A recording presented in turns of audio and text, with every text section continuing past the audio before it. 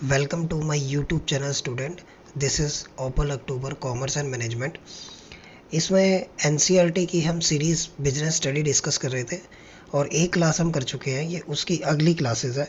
उस क्लास में हमने सीखा था कि बिज़नेस क्या होता है, इकोनॉमिकल एक्टिविटीज़ क्या होती है, नॉन इकोनॉमिकल एक्टिविटीज़ क्या होती है, एम्प्लॉयमेंट क्या होता है, ट्रेड क्या होता है, कॉमर्स क्या होता है, इंडस्ट्रीज़ क्या होती है। उसी कॉन्टेक्स्ट में ये नेक्स्ट सीरीज़ है, this is forms of business organisations. अगर कोई एक व्यक्ति अपना नया बिजनेस स्टार्ट करना चाहता है तो क्या क्या फॉर्मेट में वो बिजनेस को स्टार्ट कर सकता है, तो ये क्लास हम आज डिस्कस करने वाले हैं। क्या क्या फॉर्म हो सकते हैं? सोल प्रोप्राइटरशिप हो सकता है, जिसको हम एकाकी व्यवसाय बोलते हैं, और जॉइंट हिंदू फैमिली बिजनेस हो सकता है, पार्टनरशिप हो सकती है, कोऑपरेटिव सोसाइटी हो सकती है, और जॉइंट स्टॉक कंपनी हो सकती है। अब सोल प्रोप्राइटरशिप का मतलब क्या है कि ये जो फॉर्मेट है ये स्मॉल बिजनेसेस के लिए अप्रोप्रिएट है। जो स्मॉल बिजनेसेस होते हैं उनके लिए ये जो फॉर्मेट है वो बढ़िया रहता है। क्यों? क्योंकि इसमें जो पैसे लगाने वाला व्यक्ति है और जो बिज़नेस को मैनेज करने वाला व्यक्ति है वो एक ही होता है। आपने अपने घर के आसपास बहुत सारे इस तरीके के बिज़नेस देखे होंगे, जैसे ये फ़ोटो में भी दिखाई दे रहा है कि एक व्यक्ति करियाने की शॉप पे बैठा है और उसने अपनी दुकान या अपने घर में ही जो है एक दुकान कर ली और उसमें सामान रख लिया। ठीक है जी। तो ये एक एकाकी व्यवसाय का एक एग्जाम्पल है। या आप आसपास में कोई गोलगप्पे की या फास्ट फूड की रेडी देखते हो तो वो भी एकाकी व्यवसाय कहलाता है, सोल प्रोप्राइटरशिप कहलाती है। अब सोल प्रोप्राइटरशिप का मतलब क्या है? Refers to form of business. ये बिजनेस की फॉर्म है एक बिजनेस ऑर्गेनाइजेशन का, जिसमें जो ओन होता है यानी कि जो मालिक है और जो काम करने वाला व्यक्ति मैनेज कर रहा है और जो कंट्रोल कर रहा है वो केवल एक इंडिविजुअल व्यक्ति के द्वारा किया जाता है। जितने भी प्रॉफिट्स होंगे सारे के सारे प्रॉफिट भी इसी व्यक्ति के होंगे, और जितना भी इस बिजनेस से रिलेटेड रिस्क होगा वो भी इसी व्यक्ति के पाले में गिरेगा। ये मैंने कुछ एग्जांपल करियाना शॉप और फास्ट फूड के स्टॉल के आपको दिए। अभी इसी डेफिनेशन को अगर हम ब्रेक्स करें तो हमें हमारे पास आ जाएंगी फीचर्स। जैसे कि इस बिज़नेस को फॉर्म करना बहुत ही इजी है, इजी टू फॉर्मेशन। यानी आप आसानी से, आपको किसी की जो है राय लेने की ज़रूरत नहीं है, किसी से पैसे लेने की ज़रूरत नहीं है। आपके पास पैसा है, आप अपनी दुकान जो है स्टार्ट कर सकते हो। इजी टू फॉर्म है। रजिस्ट्रेशन की भी इतनी एज सच रिक्वायरमेंट नहीं होती अगर आपका बिजनेस स्केल इतना बड़ा नहीं है, और आप जब चाहो इस बिज़नेस को बंद कर सकते हो, किसी से पूछने की ज़रूरत नहीं है। जो लाइबिलिटी है, जितनी भी जिम्मेदारी है इस बिज़नेस की, वो सारी इसी व्यक्ति के रहने वाली है। यानी कि इसकी अल्टीमेट लाइबिलिटी होगी, अनलिमिटेड लाइबिलिटी होगी। यानी कि अगर कोई बिजनेस में लॉस हो गया तो हो सकता है इसको अपने घर की संपत्ति भी बेचनी पड़ जाए। यानी सोलो रिस्क बियरर है, कल ही ये सारा रिस्क बियर करेगा, सारा प्रॉफिट भी इसी का है। ठीक है जी। जितना ज़्यादा रिस्क होगा और उतना ज़्यादा प्रॉफिट होगा। रिस्क और प्रॉफिट के बीच में क्या होता है? एक पॉजिटिव रिलेशनशिप होता है। जैसे जैसे रिस्क इंक्रीज होता रहता है वैसे वैसे प्रॉफिट भी इंक्रीज होता रहता है। तो there is a positive relationship between risk and profit. जो बिजनेस का कंट्रोल है वो सारा का सारा कंट्रोल इसी व्यक्ति के हैंड में है। No separate entity. यूजुअली हमने पढ़ा था कि बिजनेस और बिजनेसमैन दो अलग अलग कंसेप्ट होते हैं, यानी बिजनेस अलग है और बिजनेसमैन अलग है। लेकिन इस एकाकी व्यवसाय के केस में यानी बिजनेस भी यही व्यक्ति है और बिजनेसमैन भी यही है। यानी कि इन दोनों में कोई डिफरेंस, कानूनी तौर पे कोई डिफरेंस नहीं समझा जाता कि रोहन अलग है और रोहन की शॉप जो है वो अलग है। दोनों को एक ही माना जाता है। दूसरा, लैक ऑफ बिजनेस कंटिन्यूटी इसके अंदर रहती है, क्योंकि ये एक ही व्यक्ति है। अगर मान लीजिए किसी परेशानी से बीमार हो जाता है तो ये अपनी शॉप नहीं खोल पाएगा, या एक्सपायर हो जाता है तो पूरा बिजनेस ही क्रैश कर जाएगा, बंद हो जाएगा। नहीं, पीछे कोई इसका आप कह सकते हो कि उत्तराधिकारी नहीं है कोई जो बिजनेस को मैनेज कर लेगा, क्योंकि सारा का सारा बिजनेस ये व्यक्ति कल ही हैंडल कर रहा था। तो इसके अपनी अपनी कुछ फीचर्स हैं, कुछ नुकसान हैं ये सोल पार्टनरशिप के केस में। अभी जो दूसरा फॉर्मेट है वो है मेरे पास जॉइंट हिंदू फैमिली बिजनेस। यानी कि एक फैमिली है, आपस में मिलकर जो है वो एक बिजनेस चला रहे हैं। उसमें चाचा चाची, ताया ताई, ठीक है जी, आपके सिबलिंग्स हो गए, आपके पेरेंट्स हो गए, ग्रैंड पेरेंट्स हो गए, और जो बच्चे हो गए, ये सारे मिलकर जो एक बिजनेस कर रहे हैं उसको हम जॉइंट हिंदू फैमिली कहते हैं। अब यहाँ पे हिंदू से मतलब केवल हिंदू धर्म की बात नहीं हो रही है। यानी यहाँ ये एक फॉर्मेट है HUF जिसको हम बोलते हैं, लेकिन यहाँ पे हम जैनीज, बुद्धिस्ट फैमिली उनकी भी बात करते हैं। Refers to form of organisation. ये एक फॉर्म्स ऑफ ऑर्गेनाइजेशन है जिसमें बिजनेस को ओन और कैरी किया जाता है मेंबर्स ऑफ द फैमिली। जो फैमिली के मेंबर्स हैं वो इस बिजनेस को कंट्रोल करेंगे। एकाकी व्यवसाय के अंदर केवल एक ही व्यक्ति था, अब यहाँ पे देखो मल्टीपल लोग मिलकर इस बिजनेस को रन कर रहे हैं। और ये जो फॉर्म है इसको गवर्न किया जाता है हिंदू लॉ के द्वारा। Business is control by head of the family, इसका एक हेड होगा, मुखिया होगा, जिसको हम कर्ता के नाम से जानते हैं, यानी कर्ता इज अ मुखिया of family, is a head of the business, ठीक है जी। और वो कौन होगा, जो सबसे ओल्डेस्ट या एल्डेस्ट मेंबर होगा फैमिली में, वो इस बिजनेस का कर्ता होगा, मेन व्यक्ति होगा, जो जिसके बिहाफ पर पूरा का पूरा बिजनेस चल रहा है। अगर हम फीचर देखें तो इसका फॉर्मेशन भी लगभग ईजी है, ठीक है। For a joint Hindu family there should be at least, हमारे पास कम से कम फैमिली में 2 मेंबर्स होने चाहिए, ठीक है। जॉइंट का मतलब 2 या 2 से ज़्यादा व्यक्ति होंगे, या फैमिली हो सकते हैं, उनके इंसेस्टर्स प्रॉपर्टीज़ है, जो इनहेरेंट प्रॉपर्टीज़ है, उसको यूज़ करके बिजनेस किया जा रहा है। और हिंदू सक्सेशन एक्ट 1956 के द्वारा इसको गवर्न किया जाता है। जो लाइबिलिटीज़ होती है, जो मेन कर्ता व्यक्ति है, कर्ता, उसकी लाइबिलिटी तो होती है अनलिमिटेड, ठीक है जी। बाकी जो मेंबर्स होते हैं उनकी लाइबिलिटी होती है यहाँ पे लिमिटेड, यानी कर्ता has taken the ultimate liability. जब भी बिजनेस में लॉस होगा तो जिस लॉस की कोई सीमा नहीं है, वो लॉस बियर करेगा कौन, हेड ऑफ द फैमिली, जिसको हम कर्ता बोलते हैं। और जो कंट्रोल है इसमें कर्ता के हाथ में ही होता है, लेकिन ही टेक्स ऑल द डिसीजन, वही सारे डिसीजन लेता है, वही ऑथराइज होता है, ठीक है, मैनेज करने के लिए बिजनेस में। लेकिन बिजनेस में मेंबर्स रख लेता है वो, जो भी उसके फैमिली मेंबर्स है, जिसकी मदद से बिजनेस को काम करना आसान हो जाता है। जैसे कहते हैं कि साथ ही हाथ बढ़ाना, एक अकेला थक जाएगा तो मिलकर साथ निभाना। तो एकाकी व्यवसाय में तो एक ही व्यक्ति है, या फैमिली बिजनेस चल रहा है, यानी कि यहाँ फैमिली के जो मेंबर्स हैं वो भी बिजनेस में पार्टिसिपेट कर रहे हैं। इसमें कंटिन्यूटी भी रहती है, एकाकी व्यवसाय में नहीं थी, यहाँ कंटिन्यूटी रहती है, यानी कि जो करता है, मान लीजिए वो एक्सपायर हो गया, जैसे ग्रैंड पेरेंट्स हैं वो एक्सपायर हो गए, तो उनके नीचे जो उनका सबसे बड़ा जेठ पुत्र होगा, यानी कि एल्डेस्ट सन होगा, ठीक है, वो बिजनेस को कर लेगा, या एल्डर सन नहीं तो एल्डर डॉटर होगी, है ना। तो इस तरीके से जो है कंटिन्यूटी बिजनेस की बनी रहती है जब तक जनरेशन चलेगी। इसके अलावा इसमें जो माइनर मेंबर्स हैं वो भी बिजनेस का पार्ट होते हैं, यानी जैसे ही उनका बर्थ होगा वो अपने आप हिंदू अनडिवाइडेड फैमिली का पार्ट बन जाएंगे। बट जो मेंबर्स हैं, माइनर्स हैं, वो बिजनेस के मेंबर्स हो सकते हैं, लेकिन मैनेजमेंट में उनका इतना रोल नहीं रहता, क्योंकि वो कॉन्ट्रैक्चुअल कैपेसिटी कैरी नहीं करते, वो कॉन्ट्रैक्ट की कैपेसिटी कैरी नहीं करते। माइनर मतलब क्या होता है, जिसकी उम्र 18 साल से कम की हो। अब जो तीसरा फॉर्मेट है हमारे पास, पार्टनरशिप, वेरी वेरी इंपॉर्टेंट। इस चैप्टर से जो क्वेश्चन बनता है तो वो पार्टनरशिप से बनने के बहुत चांसेस होते हैं। पार्टनरशिप क्या है कि 2 या 2 से ज़्यादा व्यक्ति मिलकर कैपिटल लगाते हैं, और जो उनके स्किल्स हैं उसको यूज़ करते हैं, और प्रॉफिट्स कमाते हैं, और प्रॉफिट को शेयर करते हैं, और सारा रिस्क भी जो होता है वो बांट लेते हैं। तो यहाँ पार्टनर्स में और सोल प्रोप्राइटर में एक डिफरेंस ये है कि वहाँ पे एक व्यक्ति है, यहाँ पे 2 या 2 से ज़्यादा व्यक्ति हैं, और जो जॉइंट हिंदू फैमिली है वहाँ पे केवल फैमिली मेंबर्स ही होंगे। तो इंडियन पार्टनरशिप एक्ट 1932 के तहत इसको गवर्न किया जाता है। ये कहता है कि ये रिलेशन है लोगों के बीच में, who has agree to share the profit of a business carried by all, या तो वो बिजनेस सबके द्वारा चलाया जा रहा है पार्टनर्स के द्वारा, या उनमें से किसी एक के द्वारा चलाया जा रहा है, और उसमें सभी लोगों का कैपिटल लगा हुआ है, तो उसको हम बोलते हैं पार्टनरशिप। पार्टनरशिप की फीचर्स क्या है कि इंडियन पार्टनरशिप एक्ट 1982 के तहत फॉर्मेशन किया जाता है इसका रजिस्ट्रेशन कंपलसरी नहीं है, लेकिन अगर करवा लेते हैं तो कॉन्फ्लिक्ट ऑफ इंटरेस्ट नहीं होते, यानी पार्टनरशिप में लड़ाई झगड़े के जो चांसेस हैं वो कम हो जाते हैं। अच्छा, पार्टनरशिप में जो लाइबिलिटीज़ होती है मेंबर्स की, सभी मेंबर्स की लाइबिलिटी अनलिमिटेड होती है, यानी अगर बिजनेस में कोई लॉस हो गया तो उस लॉस को पहले बिजनेस की संपत्ति को बेचकर पूरा किया जाएगा, और अगर वो नहीं हो पाएगा तो पार्टनर्स को अपने प्राइवेट प्रॉपर्टी बेचकर भी वो लॉस को बियर करना पड़ेगा। तो देयर इज अ लाइबिलिटी जो कि अनलिमिटेड है, जिसका कोई अंत नहीं है, अनंत तक चलेगी ये liability. In case of business assets are insufficient, अगर बिजनेस एसेट्स इनसफिशिएंट है तो डेप्ट पे करने के लिए उनको अपने पर्सनल एसेट्स को भी यूज़ करना पड़ सकता है। यहाँ पे जो रिस्क होता है सभी पार्टनर अपनी प्रॉफिट शेयरिंग रेशो में डिवाइड करते हैं, यानी कि जितना जैसे प्रॉफिट हुआ तो उसको मान लीजिए उन्होंने बराबर रेशो में बांट लिया, तो जो लॉस होगा, जो रिस्क होगा, वो भी वो बराबर रेशो में बांटेंगे। जो डिसीजंस है सबके द्वारा मिलकर लिया जाता है।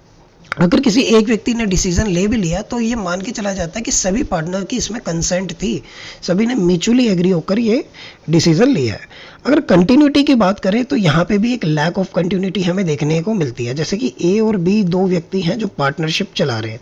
अब मान लीजिए बी एक्सपायर हो जाता है, ठीक है, या रिटायर हो जाता है, तो एक व्यक्ति तो कल्ला पार्टनर नहीं हो सकता ना, तो इसीलिए पार्टनरशिप भी अपने आप बंद हो जाती है। तो partnership means at least 2 member is required to continue the business. तो कंटिन्यूटी का कहीं ना कहीं यहाँ पे भी एक लैक देखने को मिलेगा। और हम देख सकते हैं नंबर्स ऑफ मेंबर्स और म्यूचुअल एजेंसी, ये दो इंपॉर्टेंट फीचर्स हैं जिसको मैंने अलग से हाईलाइट करा है। इसको हम समझने की कोशिश करते हैं कि पार्टनरशिप में कम से कम तो हमें 2 सदस्य चाहिए, ठीक है जी। और कंपनी एक्ट ने अपनी गाइडलाइंस एक सेक्शन के तहत बता रखी है, 464 सेक्शन है, कि मैक्सिमम जो है 100 पार्टनर हो सकते हैं, लेकिन वर्तमान में मैक्सिमम जो पार्टनर्स होते हैं वो होते हैं किसी पार्टनरशिप में 50 और मिनिमम होते हैं 2। अब किस किस तरीके के पार्टनर्स हो सकते हैं एक पार्टनरशिप में? एक तो एक्टिव पार्टनर्स हैं। एक्टिव पार्टनर वो पार्टनर्स होते हैं हु कंट्रीब्यूट कैपिटल, जिन्होंने कैपिटल भी लगाई है और जो बिजनेस की मैनेजमेंट में पार्टिसिपेट करते हैं। यानी बिजनेस में क्या करना है, क्या खरीदना है, क्या सामान लाना है, कैसे लेना है, जो भी बिजनेस के डिसीजंस होते हैं वो सारे डिसीजन ये लेते हैं, और इन्होंने बिजनेस में कैपिटल भी यानी कि पैसा भी लगा रखा है, तो उसको तो बोलते हैं हम लोग एक्टिव पार्टनर। इसके अलावा होता है एक स्लीपिंग और एक dormant partner. Sleeping dormant partner क्या होता है? Who do not take part the day to day activity, जो बिजनेस की डे टू डे एक्टिविटी में पार्टिसिपेट नहीं करता, लेकिन still he is a member of और she is a member of partnership. तो स्लीपिंग पार्टनर जो सो रहा है लेकिन ये एक्टिव पार्टिसिपेशन नहीं है उसके बिजनेस में, लेकिन वो पार्टनर है। एक होता है सीक्रेट पार्टनर, जो पार्टनर तो है लेकिन आम जनता वो उनको नहीं पता होता, जनरल पब्लिक के लिए वो अननोन होता है। किसी व्यक्ति का मान लीजिए जनता को नहीं पता कि ये व्यक्ति भी फलानी ही पार्टनरशिप का पार्ट है, तो उसको हम सीक्रेट पार्टनर कहते हैं। नॉमिनल पार्टनर यानी नाम मात्र का पार्टनर, जो पार्टनर है ही नहीं, मतलब बस नॉमिनल है, ठीक है। One who allow the use his name, बस उसका नाम यूज किया जा रहा है पार्टनरशिप में for the stake of business. यानी अगर हम बोलें कि मतलब शाहरुख खान जो है मेरी पार्टनरशिप फर्म का पार्टनर है, but he is not contributing capital, he is not taking decisions in the business, but his name using as a goodwill of the business, तो उसको हम नॉमिनल पार्टनर कहते हैं। Does not contributing its capital और taking management decisions. एक होता है management by estoppel. इसका मतलब क्या होता है? जब कोई अपने हाव भाव से, अपनी इंटेंशन से किसी पार्टी को ऐसा फील करवा दे कि वो पार्टनर है एक पार्टनरशिप का, एक्चुअल में वो नहीं है, लेकिन उसके हाव भाव से, उसकी डीलिंग से हमें ऐसा महसूस हो जाए, यानी डीलिंग पार्टी को ऐसा महसूस हो जाए कि ये भी इसी फर्म का पार्टनर होगा, तभी ये जो है डिसीजन ले रहा है या बात कर रहा है, तो उसको बोलते हैं partner consider bye partner by estoppel if he is और हर ओन इनिशिएटिव, इन उसके इनिशिएटिव से ऐसा लगे कि वो पार्टनर है बट वो पार्टनर नहीं है। तो ये हो गया हमारे टाइप्स ऑफ पार्टनर। अभी क्वेश्चन है कि क्या माइनर पार्टनर हो सकता है? तो इसके लिए मैं आपको रेफरेंस दे दूं बच्चों, एक इंडियन कॉन्ट्रैक्ट एक्ट होता है, आप हायर क्लासेस में इसको पढ़ोगे, इंडियन कॉन्ट्रैक्ट एक्ट 1872। उसमें बता रखा है कि कॉन्ट्रैक्ट करने की ना कैपेसिटी होती है, और उसकी कैपेसिटी में सेक्शन 13 जो है वो बताता है कि minor can not make contracts.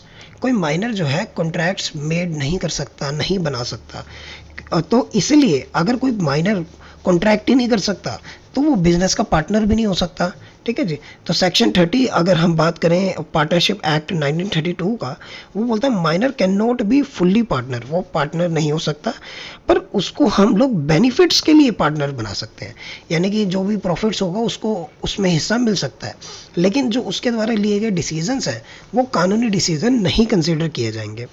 केवल बेनिफिट्स के लिए उसको पार्टनर बनाया जा सकता है, उसकी कोई जिम्मेदारी, पर्सनल जिम्मेदारी नहीं होगी, कोई एक्टिव मैनेजमेंट में नहीं होगी पार्टिसिपेट में, और उसकी लाइबिलिटी भी तभी बनेगी जब वो 18 साल से बड़ा हो जाएगा और वो कहेगा कि हाँ मैं इस फर्म का पार्टनर रहना चाहता हूँ, तब वो पर्सनली लाइबल होगा जो भी थर्ड पार्टीज होंगे बिजनेस उसके लिए। अदरवाइज वो पार्टनर जो है केवल प्रॉफिट्स के लिए ही पार्टनर हो सकता है।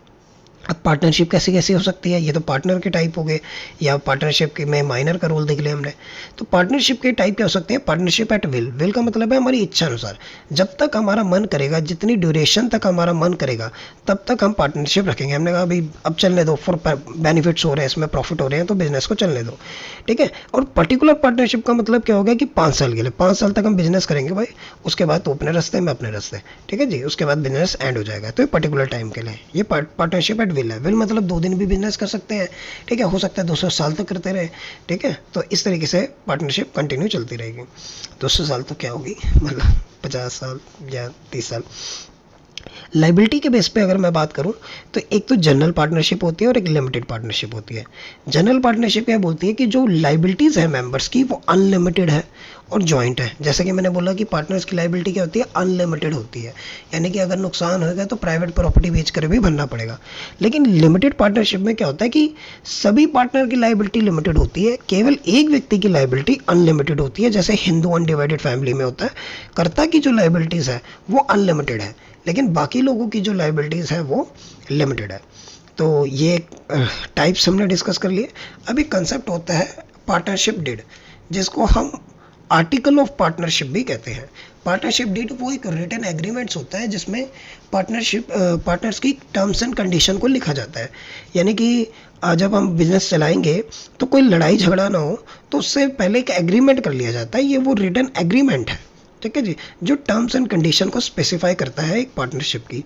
अब इसमें क्या क्या चीज़ें होती है, जैसे नेम ऑफ फर्म हो गया, बिजनेस किस चीज़ का है, क्या नेचर है, उसकी लोकेशन कहाँ होगी, पार्टनर्स के बैंक अकाउंट नंबर्स, और पार्टनर्स का एड्रेस, फर्म का एड्रेस, बिजनेस कितने समय तक चलेगा, इन्वेस्टमेंट कितनी कितनी करेंगे हम बिजनेस के अंदर, प्रॉफिट जो होगा उसको किस रेशो में बांटा जाएगा, ठीक है जी, ड्यूटीज़ क्या क्या होंगी किस किस पार्टनर की, क्या क्या ऑब्लिगेशंस होगा, क्या किसी पार्टनर को सैलरी मिलेगी, क्या कोई पार्टनर बिजनेस से ड्राइंग कर सकता है यानी पर्सनल यूज़ के लिए पैसा निकाल सकता है।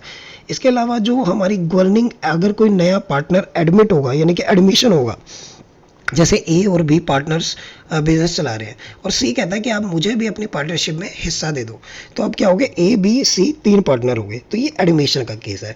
इन द सेम वे ए कहता है कि भाई मेरी उम्र हो गई, अब मेरे से बिजनेस नहीं होगा, तो ये रिटायर हो जाता है, तो इसको रिटायरमेंट ऑफ बिजनेस कहते हैं। अब बिजनेस किसके बीच में रह गया, बी और सी के बीच में रह गया। तो एडमिशन के समय, रिटायरमेंट के समय, किसी के पार्टनर की डेथ के समय, ये सारी टर्म्स एंड कंडीशन हम लोग देखते हैं। इसके अलावा हम ये देखते हैं कि इंटरेस्ट ऑन कैपिटल क्या रहेगी, इंटरेस्ट ऑन ड्राइंग क्या होगी, ठीक है, जो प्रोसीजर है जब बिजनेस को बंद किया जाएगा, डिसोल्यूशन किया जाएगा, तो किस तरीके से किया जाएगा, कैसे ऑडिटिंग होगी, कैसे अगर कोई डिस्प्यूट होगा उसको रिजॉल्व किया जाएगा, ये सब चीज़ें हम पार्टनरशिप डीड में लिखते हैं। अब अगला जो चौथा फॉर्मेट है हमारा वो है कोऑपरेटिव सोसाइटी। कोऑपरेटिव सोसाइटी का मतलब क्या होता है कि वॉलेंट्री एसोसिएशन। देखिए यहाँ पे अलग अलग जो है आपको दिख रही है कि ये कुछ गर्ल्स हैं, ठीक है, जो मिलकर कोई बिजनेस को चलाने के बारे में बात कर रही हैं। तो मतलब फोटो में तो नहीं दिख रहा, बट आप इसको इमेजिन करें दिमाग में, कहते हैं हमारा दिमाग ना इमेज से चीज़ों को जल्दी याद रख पाता है। तो वॉलेंट्री एसोसिएशन है लोगों की जो इकट्ठे हुए हैं कोई बिजनेस करने के लिए, और उनका मोटिव है वेलफेयर ऑफ द मेंबर्स, यानी जो भी हम बिजनेस कर रहे हैं उससे कोऑपरेटिव सोसाइटी के मेंबर्स का बेनिफिट होना चाहिए। जैसे हमने बोला कि हम 6 सदस्य हैं, हम 6 के 6 सदस्य हर महीने जो है 2-2 हज़ार रुपये जमा करा करेंगे, ठीक है, टिल द लास्ट, जब तक हमारा मन करे, मान लो 5 साल तक हम लोग 2-2 हज़ार रुपये जमा करेंगे। जैसे ही हमारे परिवार में हम 6 सदस्यों में किसी को कोई प्रॉब्लम आ जाती है, फाइनेंशियल क्राइसिस आ जाते हैं, तो उस पैसों का यूज़ करके हम उसको इंटरेस्ट फ्री लोन दे देंगे, या 2 या 3% इंटरेस्ट रेट पर हम उसको लोन दे देंगे।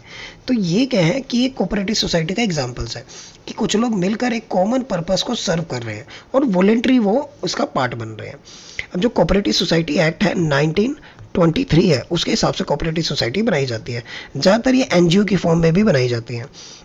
कोऑपरेटिव सोसाइटी ऑपरेट करती है within a single state, are govern by cooperative society act, जैसा मैंने आपको बताई दिया 1923।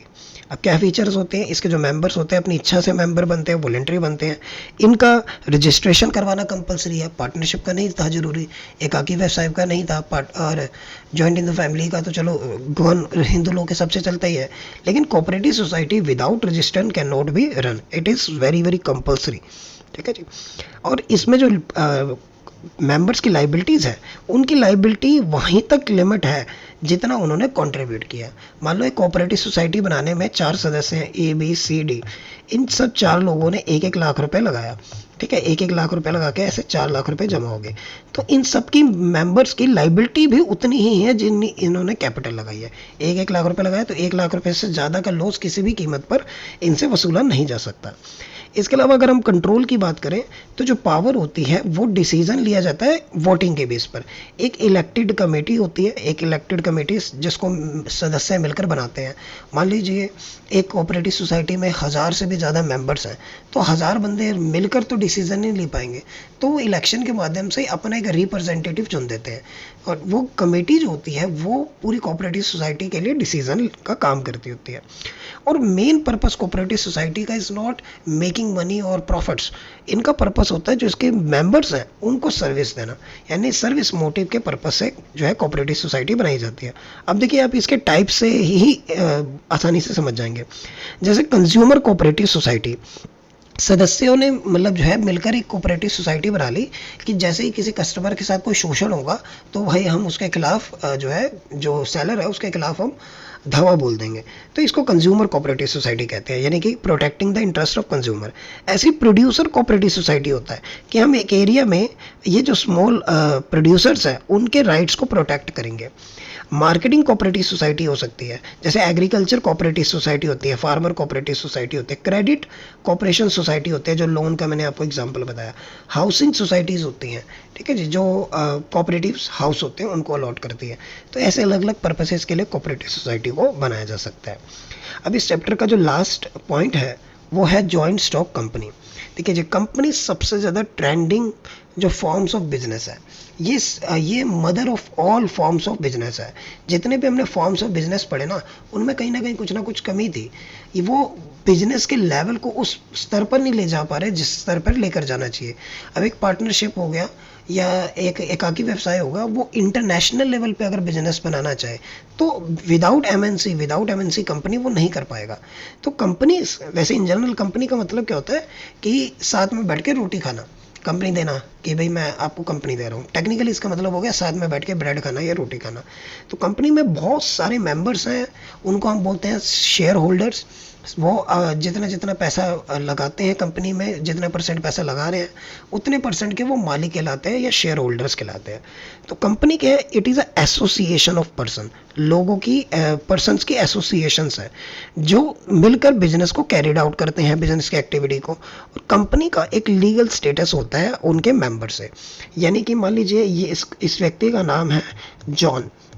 जॉन जो है कंपनी का शेयर होल्डर हो सकता है, लेकिन जॉन की जो एंटिटी है और जो कंपनी की एंटिटी है वो अलग है। समझ आया क्या? जैसे माइक्रोसॉफ्ट के जो शेयर होल्डर्स हैं वो अलग हैं और माइक्रोसॉफ्ट कंपनी जो है उसकी अपनी आप एक अलग पहचान है। जैसे अब यहाँ पे भी लिखा हुआ है कि इसकी एक सेपरेट लीगल एंटिटी होती है, इसका प्री प्रिचुअल सेशन होता है, इसके बारे में अभी चर्चा करूंगा, और कंपनी की कॉमन सील होती है। अब तो ज़रूरी नहीं है कॉमन सील होना, लेकिन पहले एक स्टैंप होना भी ज़रूरी होती थी। कंपनी एक्ट 2013 के द्वारा जो है किसी कंपनी को बनाया जाता है और उससे रिलेटेड जो भी रूल्स रेगुलेशन है, जो उसके कंडक्ट्स हैं, वो कंपनी एक्ट 2013 में दे रखे हैं। इससे पहले 1956 का एक्ट भी था। कंपनी के फीचर को समझिए, इससे आपको कंपनी और अच्छे से समझ आ जाएगा। कंपनी एक नेचुरल पर्सन नहीं है, जैसे कि ह्यूमन एक नेचुरल पर्सन होता है, जैसे वो सांस ले सकता है, वो बात कर सकता है, लेकिन कंपनी एक नेचुरल पर्सन नहीं है। कंपनी एक आर्टिफिशियल पर्सन है, ठीक है जी, यानी कि उसको माना जाता है कि उसकी एक अलग पहचान है, लेकिन कंपनी ऐसा कोई व्यक्ति नहीं है जिसको आप देख लोगे या वो उसके कोई आईज होगी या उसके बाल होंगे या वो कोई सिग्नेचर कर सकता है। तो कंपनी के जो सदस्य काम कर रहे हैं, हम मान के चलते हैं वही कंपनी काम कर रही है, लेकिन कंपनी की अपनी एक अलग पहचान होती है। आपने सुना होगा, देखो अमेजोन करके आपने कंपनी का नाम सुना है, फ्लिपकार्ट आपने कंपनी का नाम सुना है, एलजी आपने कंपनी का नाम सुना है। तो ये दीज आर द कंपनीज, ये कंपनीज हैं, ठीक है जी, जिनकी एंटिटी इनके मालिक से, इनके शेयर होल्डर से अलग होती है। Artificial person, separate legal entity discuss कर लिया मैंने। इसके अलावा फॉर्मेशन, कंपनी का फॉर्मेशन करना पड़ता है, रजिस्ट्रेशन करना पड़ता है। 2013 जो कंपनी एक्ट है उसके अकॉर्डिंग कंपनी का रजिस्ट्रेशन किया जाता है। कंपनी का जो टेन्योर होता है वो प्रीप्रिचुअल होता है, विच मीन्स कि कंपनी कभी भी बंद नहीं होती। कहते हैं कि मेंबर्स में कम है, मेंबर्स में go. Company run forever, company हमेशा तक चलती रहती है, चाहे सदस्य नए नए आते रहे और पुराने जाते रहे। कंपनी का जो कंट्रोल है उसके लिए मैनेजमेंट को अपॉइंट किया जाता है, उसके लिए बोर्ड ऑफ डायरेक्टर्स को अपॉइंट किया जाता है शेयर होल्डर के द्वारा। शेयर होल्डर्स एक कंपनी के अलग अलग कंट्रीज में फैले हो सकते हैं, तो वो रोज एक पर्टिकुलर स्थान पर आके कंपनी को रन नहीं कर सकते। तो उनके बिहाफ पर जो मैनेजिंग डायरेक्टर्स होते हैं, जो बोर्ड ऑफ डायरेक्टर्स होते हैं, वो कंपनी की मैनेजमेंट एंड कंट्रोल का काम करते हैं। कंपनी की जो लाइबिलिटीज होती है वो लिमिटेड होती है, यानी कि कंपनी में जिन भी लोगों ने पैसा लगा रखा है, जो भी शेयर होल्डर्स हैं, अगर मान लीजिए मैंने कंपनी के 1000 शेयर खरीद रखे हैं और ई शेयर कैरिंग 50 रुपीज़, तो यानी 50,000 रुपये की मैंने एक कंपनी में कैपिटल लगा रखी है, तो मेरी liability being a share holders इतने तक ही लिमिट है। इससे ज़्यादा पैसा मेरे से किसी भी कंडीशन में नहीं मांगा जा सकता है। कंपनी का जो रिस्क होता है, रिस्क ऑफ लॉसेस, वो सभी को बॉन्ड करना पड़ता है। जितने भी शेयर होल्डर्स हैं उनके प्रॉफिट है तो उनको डिविडेंड मिलता है, लेकिन अगर लॉस है तो फिर वो लॉस भी बियर करते हैं, उनके मार्केट वैल्यू ऑफ शेयर भी कम हो जाती है। अगर हम टाइप ऑफ कंपनी की बात करें तो कंपनी के टाइप्स होते हैं, एक प्राइवेट कंपनी और एक होता है पब्लिक कंपनी। प्राइवेट कंपनी क्या होता है, हमने सुना होगा जैसे XYZ प्राइवेट लिमिटेड, यानी जिस कंपनी के पीछे PYT डॉट लिखा होगा ना तो वो प्राइवेट कंपनी है। अब वो प्राइवेट कंपनी क्या होती है, प्राइवेट कंपनी रिस्ट्रिक्शन होता है यहाँ पे rights of member to the transfer of shares. इसको हम बाद में चर्चा करते हैं, पहले हम दूसरा पॉइंट समझ लेते हैं। कंपनी की प्राइवेट कंपनी में कम से कम 2 मेंबर्स हो सकते हैं और मैक्सिमम मेंबर 200 हो सकते हैं, यानी 200 से ज़्यादा किसी भी कंपनी के शेयर होल्डर्स या मेंबर्स नहीं हो सकते। अब जब मैं मेंबर्स की बात कर रहा हूँ तो उसमें स्टाफ की बात नहीं कर रहा मैं, यानी जो कंपनी के प्रेजेंट या पास्ट एम्प्लॉई हैं उनकी बात नहीं कर रहा। यहाँ मेंबर से मैं बात कर रहा हूँ शेयर होल्डर से। अब 200 से ज़्यादा शेयर होल्डर प्राइवेट कंपनी में हो ही नहीं सकते। अब मान लीजिए जैसे मेरे पास एक कंपनी के 1000 शेयर है, 10 रुपये का ईच है, ठीक है, तो मेरे पास 10,000 शेयर है और मैं कंपनी का 200वां मेंबर हूँ, यानी कंपनी के 200 मेंबर है और लास्ट मेंबर मैं बना 200वां मेंबर। अब मैं क्या चाहता हूँ, मैं अपने 1000 शेयर में से 500 शेयर 10 रुपये के हिसाब से, यानी 5000 के शेयर किसी पर्सन मिस्टर बी को ट्रांसफ़र कर देता हूँ। अगर मैं ऐसा कर दूँ तो कंपनी के सदस्य 201 नहीं हो जाएंगे, है ना? तो ये नहीं हो सकता, यानी मैं अपने शेयर ट्रांसफ़र नहीं कर सकता। तो यही इस लाइन का मतलब है, restriction the transfer of members to transfer it shares, यानी कि मेंबर्स के जो राइट है वो रिस्ट्रिक्टेड है, वो ट्रांसफ़र नहीं कर सकते आफ्टर 200 मेंबर्स। जैसे 200 मेंबर्स हो जाएंगे तो वो अपने शेयर्स को ट्रांसफ़र नहीं कर सकते, किसी थर्ड पार्टी को आपस में एक दूसरे को ट्रांसफ़र कर सकते हैं। डज नॉट इनवाइट, ये प्राइवेट कंपनी कभी भी पब्लिक को, जनरल पब्लिक को कॉल नहीं करती कि वो उनकी शेयर्स को, उनकी सिक्योरिटी को सब्सक्राइब करे, उनकी सिक्योरिटी को खरीदे। इनको अपनी कंपनी के नीचे प्राइवेट लिमिटेड, पीछे जो है प्राइवेट लिमिटेड वर्ड लगाना बहुत ही कंपलसरी है। इसके अलावा पब्लिक कंपनी की डेफिनेशन बहुत इजी है। पब्लिक कंपनी वो है जो प्राइवेट नहीं है, और इसके अलावा आप समझ सकते हो कि प्राइवेट कंपनी के लिए 2 सदस्य ज़रूरी होते हैं, लेकिन पब्लिक कंपनी के लिए मिनिमम 7 सदस्य ज़रूरी होते हैं और मैक्सिमम कोई लिमिट नहीं है, ठीक है जी। और जैसे आप बोल रहे हो कि किसी कंपनी के पीछे प्राइवेट लिखा होना चाहिए, अगर प्राइवेट नहीं लिखा तो अंडरस्टूड है कि वो पब्लिक कंपनी होगी। यहाँ पे कोई रिस्ट्रिक्शन नहीं है क्योंकि मेंबर्स कितने भी हो सकते हैं। जब मेंबर्स की रिस्ट्रिक्शन नहीं है तो आप अपने शेयर्स को फ्रीली ट्रांसफ़र कर सकते हो। It is no private for inviting, और ये जनरल पब्लिक को इनवाइट कर सकती है कि आओ हमारे शेयर्स को आप खरीद सकते हो, ठीक है जी। तो ये हम लोगों ने सारे फॉर्म्स ऑफ बिजनेस और उनकी फीचर्स को स्टूडेंट इस क्लास में डिस्कस किया कि जो जो फॉर्म्स ऑफ बिजनेस होते हैं उनको क्या होते हैं और उनकी क्या क्या फीचर्स हो सकती हैं, कि जहाँ पे मैंने टाइप और जो 2-3 जो कंसेप्ट है बुक्स में वो भी मैंने आपसे डिस्कस कर दिए।